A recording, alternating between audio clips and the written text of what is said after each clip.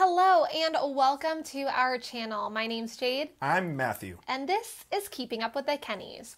On our channel, we talk about personal finance, personal development, frugal living, and our debt-free life. If any of those things sound interesting to you, make sure to hit the like and subscribe button down below, as well as the notification bell so that you get notified anytime that we post. No, this video is not on fast forward. What? Did I say it so fast? I love that intro. Go ahead. Like the video. Thank you for watching. That was part 2. Come back for the next one. Bye. Stop. Okay. Well, welcome. Welcome. This is part 2 of our goals for financial goals for 2021. I guess I spoke quickly. So we're glad that you're here. We hope that you'll stick around and become part of our community that is quickly growing here on YouTube. Yes. And we're just going to get that. right into this video and the goals that you should set.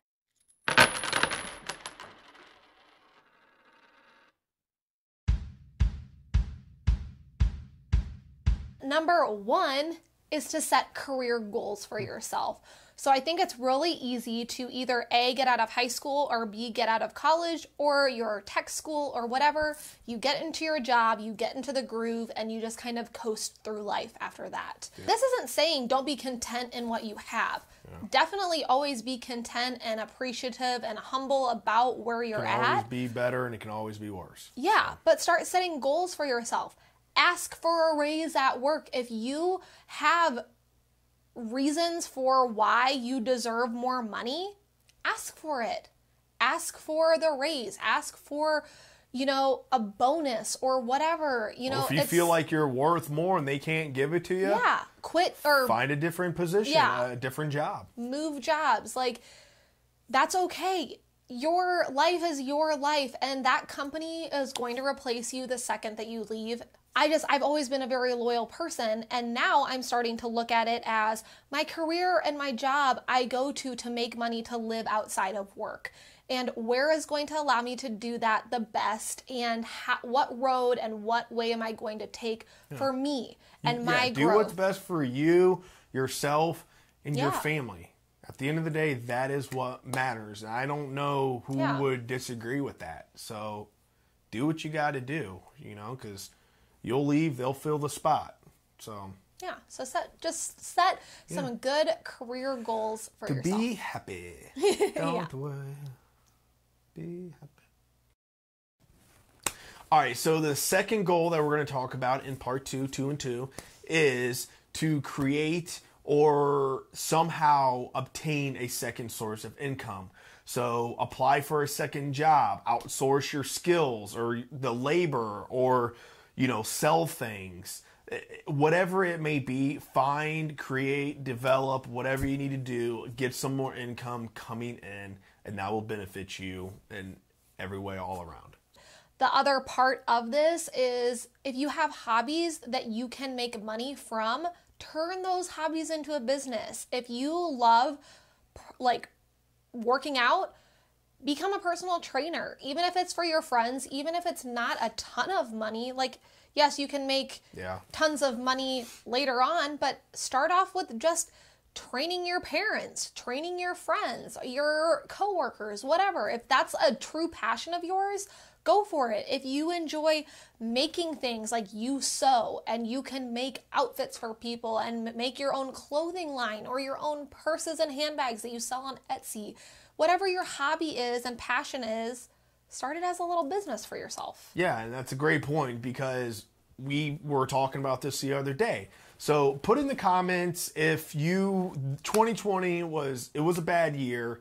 Yeah. And we're still trying to write out a lot of things, but I believe good comes out of everything. Yeah. So one thing is that please comment down below if you've somehow created a second source already, or said, I'm going to start creating this. If you're crafty or you started selling things. We created this channel because of 2020. We wanted something to do, and we're like, let's shoot some YouTube videos. We love watching YouTube. Let's shoot some YouTube videos. And we love it, and it's amazing that people are actually watching, and we love every one of you guys. And 2020 gave us this. It gave us the momentum and the drive to want to create a YouTube channel. So, you know, whether a lot of people develop second sources of income by making masks. They had skills and talents that I don't have. Yeah. And it's a need. It was a need for the entire world. Yep. They saw the need. They filled the need. They filled the need. That's how people become millionaires. So entrepreneurship at its finest. Yep. All right, so the next goal is a fun one. Save for vacation. Yeah. So Jade and I, we took a little road trip for a 1-year anniversary, and we loved it. We went to the Smoky Mountains, and it was amazing. It was fantastic. So save for a vacation, right? Because sooner or later, all of this is going to pass. We're already on the downhill slope. It's all going to get better, and then people can travel again. So start saving. Start saving for a vacation, whether it's a staycation or you're going traveling somewhere. And these are meant to broaden your idea of what financial goals can be, because how many people do you know that put vacations on credit cards because they don't ever think about it beforehand, and then they just go on the vacation and then they pay for the vacation for like 6 months after they get home because they didn't save for it to begin with. So just this a is different about way of thinking. Changing your mindset once again, because we talk about that a lot here, is just changing the mindset of you save for it beforehand. You make the purchase an intentional thing that you know you're going to do. And people typically plan maybe sometimes 6 months to a year in advance of, hey, you know what, next summer we're going to take a trip down to Gulf Shores. So you planned where you go and approximately, if not the exact dates that you want to go to book your hotels. If you already have planned and know all that, why have you not planned financially? Why not a year out, we're going to go to Gulf Shores, Alabama on June 4th. And that's going to be $2,000, and we're going to save over 12 months. Even if you don't know the exact amount, that's fine. But you know when you're going, you have a year. Why not start throwing money in that account? Okay? Start a sinking fund. That's a great point. Good job, Jade. Thanks.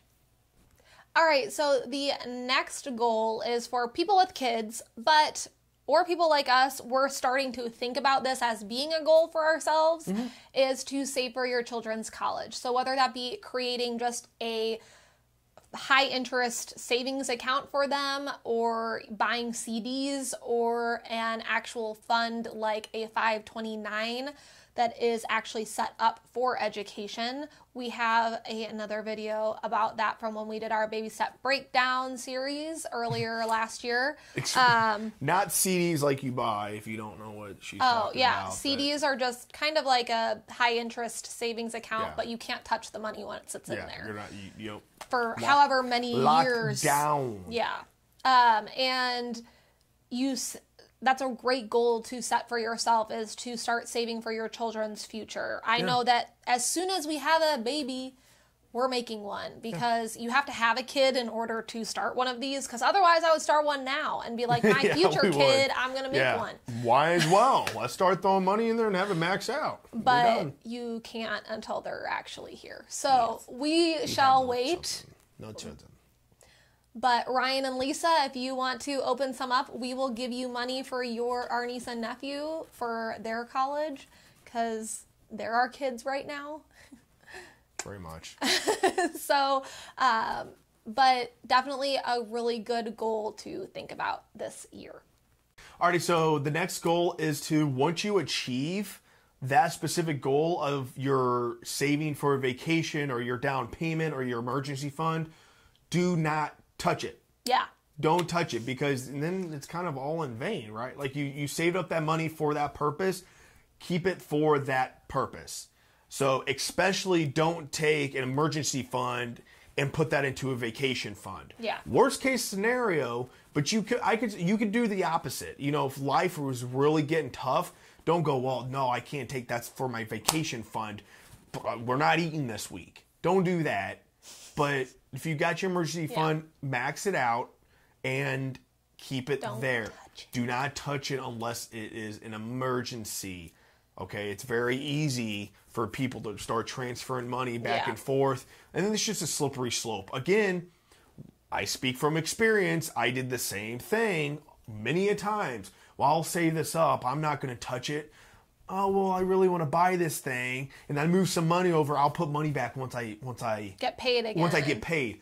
Well, then something actually came up, like an emergency, and I had to spend more money. And it's a whole, what we're talking about. Murphy's Law. Yeah. It's going to happen. Just save up, feel proud, and keep that in your savings, and don't touch it. Yeah. And a great way to not touch these is if you have a credit union or somewhere like what Matt had, where they allow you to actually name each bank. You have to open up multiple bank accounts, but you can then name the bank account and name it Bora Bora if that's where your vacation is for. Yeah. So that if you are to take out of that fund, you see what you're taking away from to get that money. Like, is this purse worth this trip? Is this, pair of shoes worth my car repair fund? So name your accounts. Name them. Don't touch them and name them. Name them and don't touch what had been named. Yep. Okay. Okay, go ahead. Okay. All right, so the next goal on this list is to read more books. Yeah. And I don't mean the Harry Potter series, although that is also great. However, I'm talking about like personal development, finance books, things that grow your knowledge set. So one, if you read finance books, you are more likely to have a better financial picture for yourself. And also, if you do have a financial planner, you understand what they're telling you and you ask more intelligent questions about investments that they're putting you into. And it just makes you in charge of your financial future instead of hoping that the person that you are with is making good choices for you. So it just opens up your world and also just helps you understand mindsets of successful people, mindsets of wealthy people. You might never actually meet Warren Buffett in real life, but that doesn't mean you can't read words that he has spoken and that he has thought of and things that he does on a daily basis and that he can't be your mentor. Yeah. Took me way too many years to understand that, well, if you think about it, these books, pretty much just like a guide. Yes, they allow you to have mentors of super wonderful people that you might never actually get to meet, but you get to experience them through their book and you get to understand and have access to their knowledge. They are giving that to you by creating a book. And I love books, so this is great for me, but really, like, start reading a book a month, 2 books a month, whatever. I try and, on my way to and from work, I listen to audiobooks, and my mom I've listened to a lot. Texted me the other day, and one of her New Year's resolutions was to read at least 1 book a month. That's one of her things that she wants to do this year, even though she has 17 books on that list.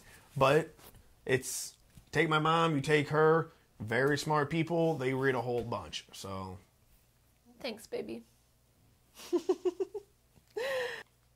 All right, so next goal that we have is to give more. Yep.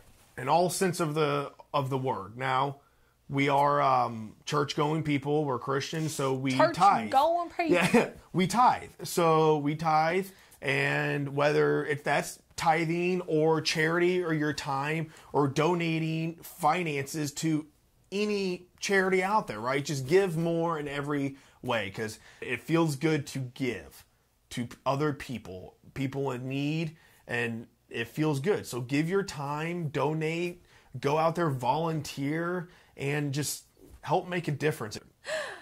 So the last thing on this list is to increase your net worth.